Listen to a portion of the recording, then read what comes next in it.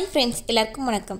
இன்னைக்கு நம்ம சாஃப்ட்டான பஞ்சு போல இட்லிக்கு எப்படி மாவு அரைக்கலாம் அப்படிங்கறதாங்க பார்க்க போறோம். இது இட்லிக்கு மட்டும் இல்லங்க, தோசை, பணியாரம் எல்லாமே ரொம்ப சூப்பரா வருங்க. எப்படி செய்யலாம்னு பார்க்கிறதுக்கு முன்னாடி நம்ம சேனலை சப்ஸ்கிரைப் பண்ணிக்கோங்க. அப்படியே கூடவே இருக்கிற பெல் பட்டனை பிரஸ் பண்ணுங்க. அப்பதான் நான் போடுற வீடியோஸ் எல்லாம் நோட்டிஃபிகேஷனா வரும். நான் எப்பயுமே மிக்சியில் தாங்க அரைப்பேன். இட்லியோட சாஃப்ட்னஸ் கிரைண்டரில் அரைக்கிறோமோ மிக்சியில் அரைக்கிறோமோ அதை பொறுத்து இல்லைங்க. நம்ம எந்த அளவில் போடுறோம் அப்படிங்கிற அந்த ரேஷியோவை பொறுத்தும் நம்ம எந்த பக்குவத்தில் அரைச்சி எடுக்கிறோம் அதை பொறுத்தும் தாங்க அமையும். நான் ஒரு 4 கிளாஸ் அளவுக்கு இட்லி அரிசி இருக்கும் பார்த்தீங்களா, அது எடுத்திருக்கேன். நார்மல் இட்லி அரிசி தான், கொஞ்சம் குண்டு குண்டாக இருக்கும்ல அது. அடுத்ததாக ஒரு கப் அளவுக்கு உளுந்தம்பருப்பு இருக்குது பார்த்தீங்களா, அது எடுத்துக்கிறேன். ஏன்னா நம்ம இட்லி அரிசி எந்த அளவு எடுக்கிறோமோ 4 பங்கு எடுத்தோம் அப்படின்னா இது 1 பங்கு அளவுக்கு அப்படின்னு சொல்லிட்டு எடுத்துக்கோங்க. அதுவே இந்த உதயம் பருப்பு அந்த மாதிரி ஒரு சில பருப்பு உபரி அதிகமாக தரும்னு சொல்லுவாங்க. அந்த மாதிரி பருப்பெல்லாம் ஒரு ஸ்பூன் அளவு கம்மியாக எடுத்துக்கணுங்க. 4க்கு 1 இது தாங்க ரேஷியோ. அடுத்ததாக இது கூட ஒரு டேபிள் ஸ்பூன் அளவுக்கு வெந்தயம் இருக்குது பார்த்தீங்களா, அதை சேர்த்துக்கிறேங்க. நான் இந்த வெந்தயமும் உளுந்து ஒன்றா ஊற வைப்போம் நம்ம. அதே மாதிரி அரிசி தனியாக ஊற வைக்கணும். இது கூட ஒரு முக்கியமான பொருள் நம்ம சேர்க்க போகிறோம். அது என்ன அப்படின்னு சொல்லி பார்த்தீங்கன்னா வெள்ளை அவல். வெள்ளை அவல் ஒரு அரை கப் அளவுக்கு மட்டும் நான் எடுத்துக்கிறேங்க.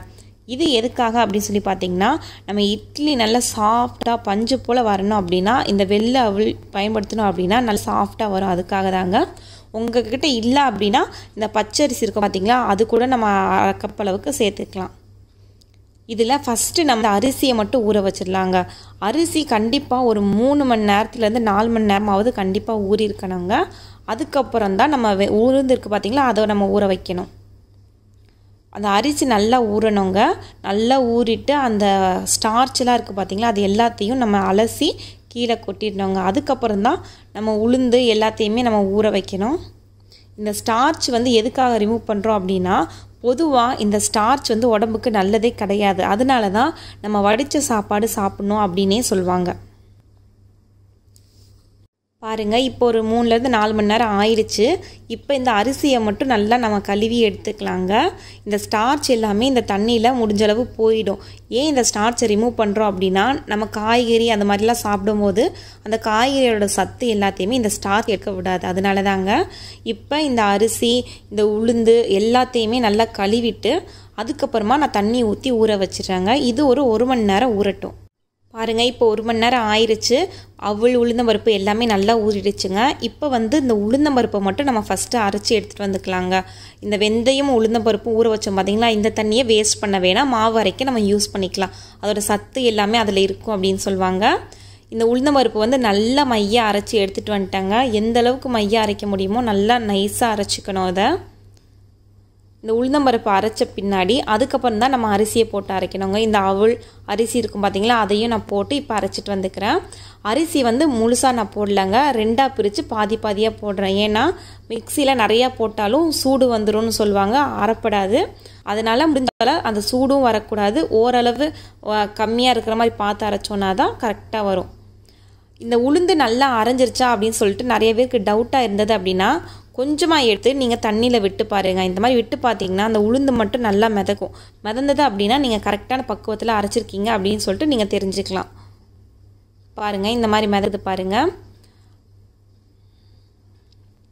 நான் இப்போ மாவு அரைக்கும் போது எப்படி அரைக்கிறேன் அப்படின்னு சொல்லிட்டு காட்டுறேன். நம்ம மிக்சியில் எது லோ ஸ்பீடோ அதில் தாங்க நம்ம அரைக்கணும். எப்பயுமே மாவு அரைக்கிறோம் அப்படின்னா ஹை ஸ்பீடில் அரைச்சோம் அப்படின்னா அந்த மாவு சூடாயிடும். சூடாயிட்டாலே அதோட பக்குவம் போயிடுங்க. அப்போ நம்ம இட்லியோட சாஃப்ட்னஸ் எல்லாம் குறைஞ்சிடும். பாருங்கள், நான் இப்போ திறந்து காட்டுறேன். திறந்து காட்டும் போது கொஞ்சம் கூட தெறிக்கவே இல்லை. பாருங்கள், இந்த மாதிரி பாதி பாதியாக போட்டு தாங்க அரைக்கணும். அப்போ தான் அந்த மிக்சியோட லைஃப்பும் நிறைய நாள் வரும். ஹீட்டாக விட்டு நம்ம அரைக்கவே கூடாதுங்க.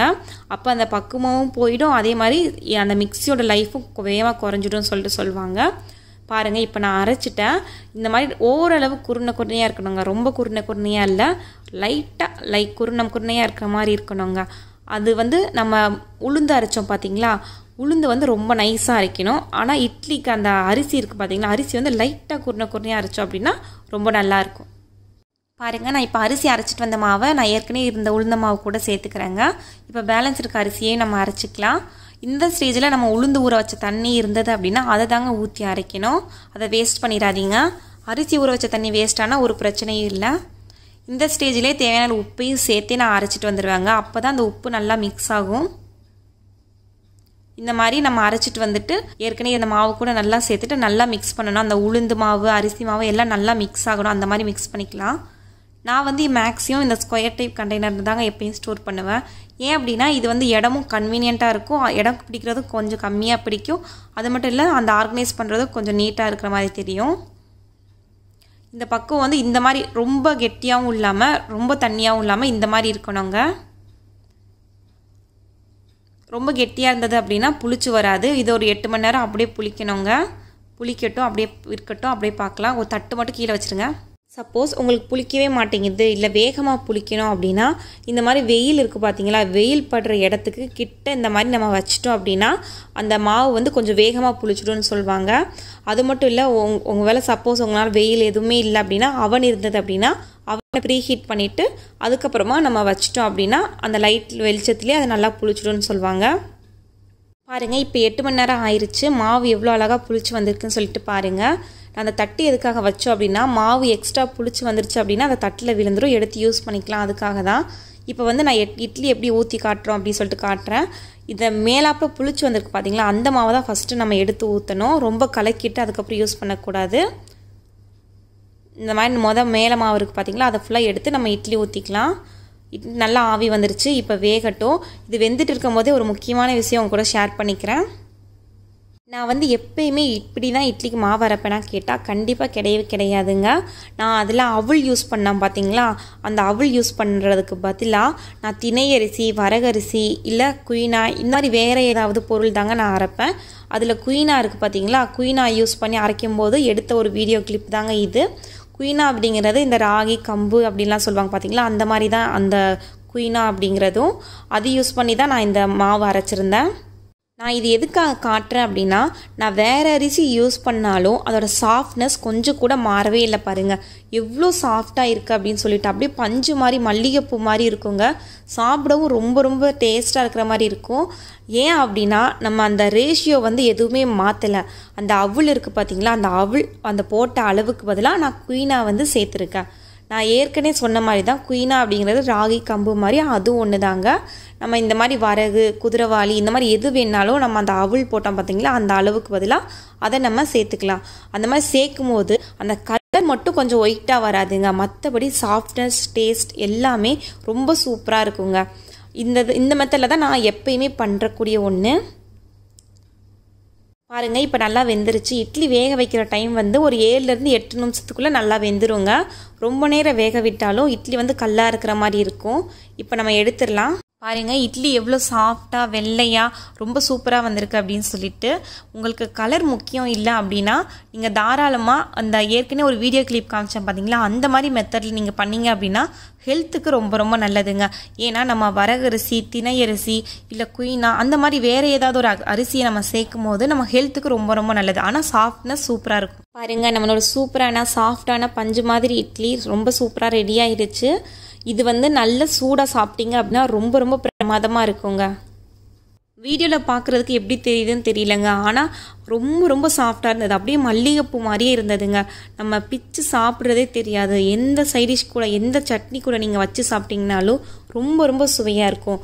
நான் சொன்ன ரேஷியோவை மட்டும் கரெக்டாக ஃபாலோ பண்ணிங்க அப்படின்னா உங்களுக்கு பூ மாதிரி இட்லி நீங்கள் வீட்டிலே ரொம்ப சூப்பராக செஞ்சு தரலாங்க. இப்போ நான் அதே மாவை தோசைக்கு எப்படி பண்ணுறேன் அப்படின்னு சொல்லிட்டு பாருங்கள். இட்லிக்கு நம்ம மேலாப்பில் எடுத்தோம் பார்த்தீங்களா, அதே இது தோசைக்கு பார்த்தீங்க அப்படின்னா நம்ம நல்லா கலந்து விட்டு எடுக்கணுங்க. எடுத்து நம்ம தண்ணி மிக்ஸ் பண்ணிக்கணுங்க. கொஞ்சம் தண்ணியாக ஊற்றினா தான் தோசை சூப்பராக இருக்கும். பாருங்க, நான் இப்போ தோசை வார்த்து காட்டுறேன்.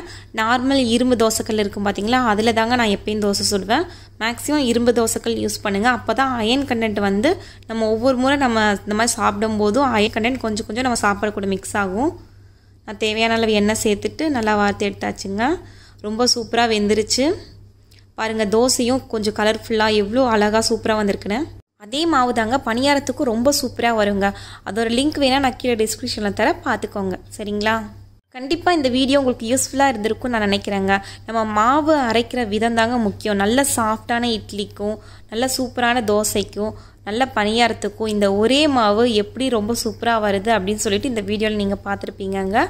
கண்டிப்பாக இந்த வீடியோ உங்களுக்கு யூஸ்ஃபுல்லாக இருந்திருக்கும். கண்டிப்பாக லைக் பண்ணுங்கள், கமெண்ட் பண்ணுங்கள், நம்ம சேனலை சப்ஸ்கிரைப் பண்ண மறந்துடாதீங்க. டைம் ஆனாலும் கூட அந்த சாஃப்ட்னஸ் வந்து குறையாதுங்க. ரொம்ப சாஃப்டாக நல்லா இருக்குங்க. பாருங்கள் எவ்வளோ சாஃப்டாக இருக்குது அப்படின்னு சொல்லிட்டு நீங்களே பாருங்கள். உங்கள் வீட்டில் இருக்கிறவங்களுக்கு இந்த மாதிரி செஞ்சு தந்தீங்க அப்படின்னா எல்லாரும் இட்லி அப்படிங்கிறத கூட ரொம்ப ரொம்ப விரும்பி சாப்பிடுவாங்கங்க. அந்தளவுக்கு டேஸ்ட்டாகவும் இருக்கும், ரொம்ப ரொம்ப சாஃப்டாக இருக்கும்.